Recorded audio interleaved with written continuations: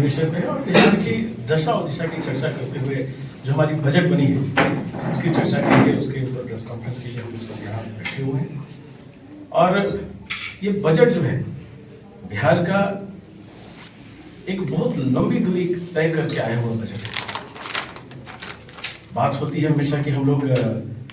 जंगल राज की बात करते हैं, हम लोग पहले की बात करते हैं। मैं बहुत पहले की सब बातों पे नहीं जाऊंगा, मैं सिर्फ थोड़े कुछ तुलनात्मक दृष्टिकोण से जिस बातों को हम रख सकते हैं उतने तक ही मायने और अपने आने वाले कल के अपने विकसित भारत, विकसित बिहार और विकसित औरंगाबाद पर ही हम निर्भर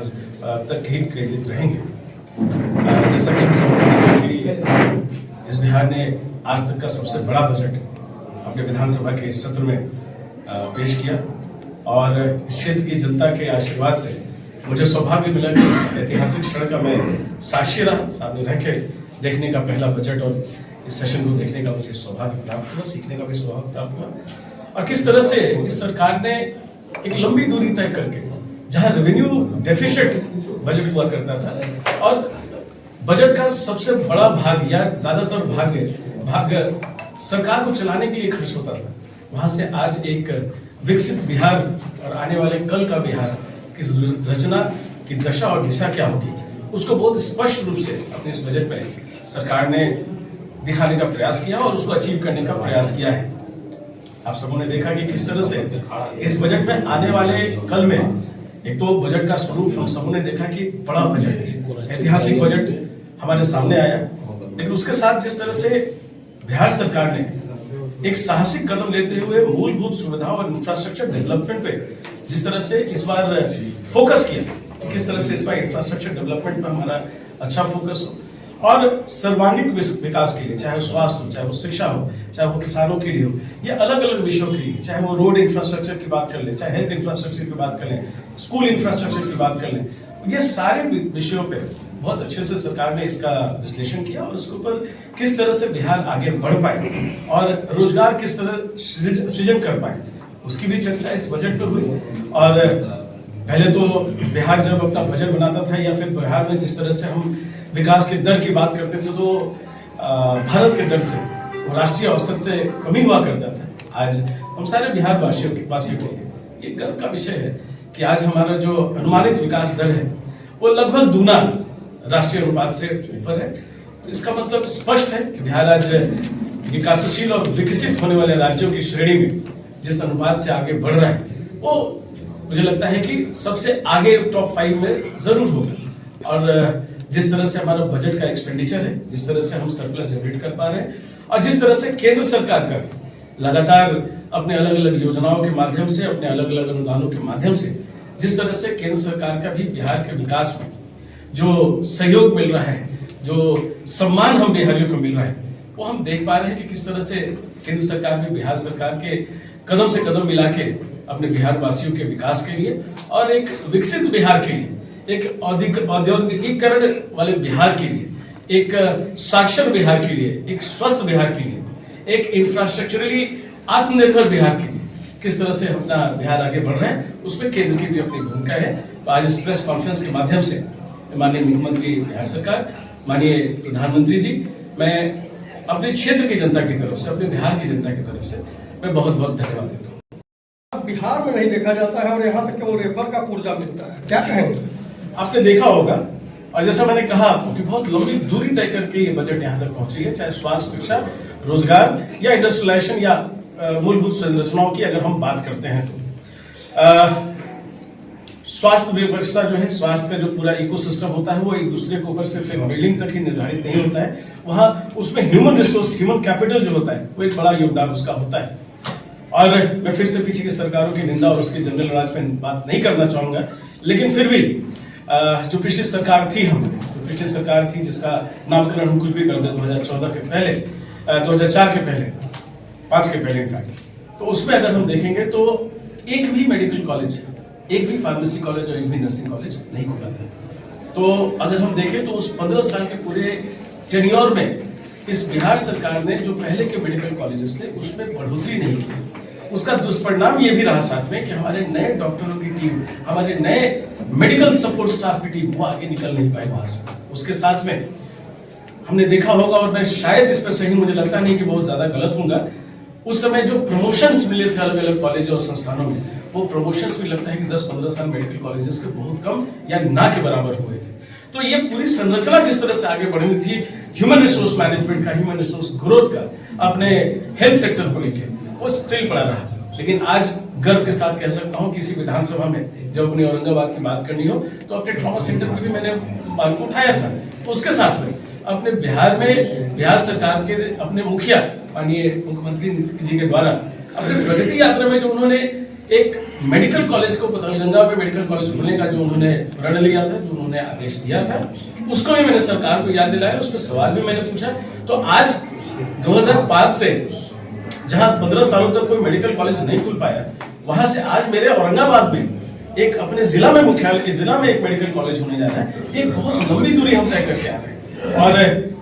हर चीज का एक समय लगता है उसको बनने में, लेकिन फिर भी ये सरकार, मैंने जो मांगे उठाई वो अति विशिष्ट सेवा की बात उठाई कि कैसे लाइफ सपोर्टिंग सिस्टम हमारे औरंगाबाद के अस्पतालों में हम पहुंच सके। एक समय तो ये अपना पूरा जो हेल्थ का सिस्टम था वही बिहार में लाइफ सपोर्ट में था। तो आज हम लोग लाइफ सपोर्ट की बात कर रहे हैं, ट्रॉमा सेंटर्स की बात कर रहे हैं, मेडिकल कॉलेज की बात कर रहे हैं। विश्वास रखिए कि सरकार को जितना विश्वास आप सबको ने दिया है, जितना आपने आशीर्वाद दिया है, ये सरकार आपके स्वास्थ्य को लेके भी बहुत सजग है। मुझे लगता है कि कम समय में इस दूरी को भी हम पार कर सकते हैं। NH 139 के बारे में आगे मुद्दा उठाया, क्या स्वास्थ्य? NH 139 एक बहुत अहम सड़क है और मेरा ये मानना है कि हमारा ये क्षेत्र है, हमारा जो औरंगाबाद है, यह अपार संभावनाओं का क्षेत्र है। मैं फिर से रिपीट करता हूँ, यह अपार संभावनाओं का क्षेत्र है। वो इसलिए कि एक तो हमारे जो मैन पावर यहाँ पे है, जो हमारा कर्मठ मैन पावर और स्किल्ड मैन पावर है, उसके अबंडेंसी हमारे पास है प्रचुर मात्रा में अपने क्षेत्र में। लेकिन उसके साथ में जो नए इंडस्ट्रियल पॉलिसी और जो नए इंडस्ट्रियल डेवलपमेंट को हम देख पा रहे हैं, अपने बगल में गया जी में एक सैकड़ों हजारों एकड़ जमीन में जहाँ स्पेशल इकोनॉमिक जोन और इंडस्ट्रियल कॉरिडोर बन रहा है, उसके साथ में अपने बाएं तरफ बक्सर में भी एक स्पेशल इकोनॉमिक जोन और इंडस्ट्रियल कॉरिडोर बन रहा है। हम उसके बीचों बीच आते हैं और ये ट्रायंगल तब पूरा होता है जब हमारी कनेक्टिविटी 139 के जरिए हमारे कैपिटल सिटी के साथ जुड़ता है। हमारे शहर पे दबाव बढ़ने वाला है, हमारा इंडस्ट्रियलाइजेशन को इस क्षेत्र से कोई अब रोक नहीं सकता है। उसमें चाहे वो देव क्षेत्र हो, चाहे औरंगाबाद क्षेत्र हो, इसका विकास होना तय है। उसमें 139 और इसी मुद्दे को मैंने लगातार आदरणीय केंद्रीय मंत्री नितिन गडकरी जी से मिलकर भी और अभी अपने सदन में भी अपनी बातों को इसको रखने का और आग्रह करने का प्रयास किया कि 139 हमारे औरंगाबाद और यहाँ से झारखंड को जोड़ने वाला जो लाइफलाइन है, ये एक महत्वपूर्ण शहर है, एक महत्वपूर्ण रोड है जिसको हमको जोड़ना चाहिए। तो चौड़ीकरण तो हो रहा है, लेकिन 4 लेनिंग ही क्लियर कट इसके ऊपर मांग है हमारी कि 4 लेनिंग होना चाहिए। मुझे लगता है जो मुझे सरकार से आश्वासन मिला है उसमें एक DPR तैयार करने की बात चल भी रही है और एक नई सिरे से 4 लेनिंग के DPR का काम संभवतः चालू हो भी चुका है। और नीट छात्रा का मामला जो है स्वर्ण समाज से जुड़ा हुआ है, लेकिन स्वर्ण समाज के नेता आप के एक भी नहीं बोल रहे हैं, जिस पर सवाल खड़ा हो रहा है, क्या कहेंगे? CBI को हम सबों के ज्ञान में है, इसको सरकार ने बड़ी गंभीरता से ली है और CBI को उसको हैंडओवर किया गया है इस मामले में। विश्वास रखिए, अपने किसी भी बच्चियों के लिए और अपने किसी भी छात्र के लिए मैं बहुत मजबूती से खड़ा रहता हूँ और जहाँ जिसकी जरूरत पड़ेगी वहाँ किसी लेवल पर संघर्ष के लिए मैं साथ में रहता हूँ। उसमें कहीं किसी को इफ एंड बट नहीं होना चाहिए और कोई भी ऐसा मुद्दा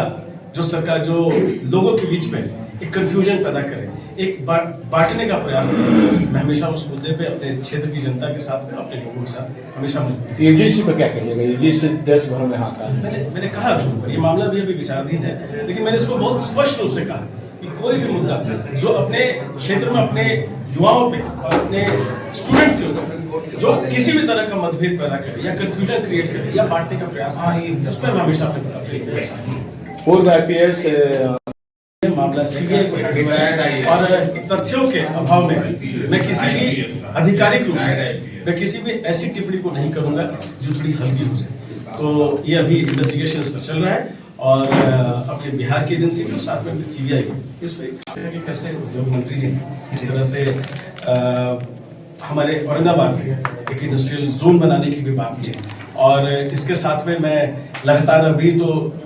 बड़ा जल्दी हो जाएगा बोलना, लेकिन अभी अलग अलग विभाग के माननीय मंत्री और सरकार के साथ में प्रयास में हूँ कि अपने इस औरंगाबाद के धरती पे कुछ प्रयास से हम लोग कुछ आगे इसमें जोड़ पाए ताकि हमारे युवाओं को रोजगार मिल सके, हमारे इंफ्रास्ट्रक्चर को बूस्ट मिल सके। 39 पर तो बहुत सकारात्मक जवाब मिला है। हुआ है, बजट बढ़ा है।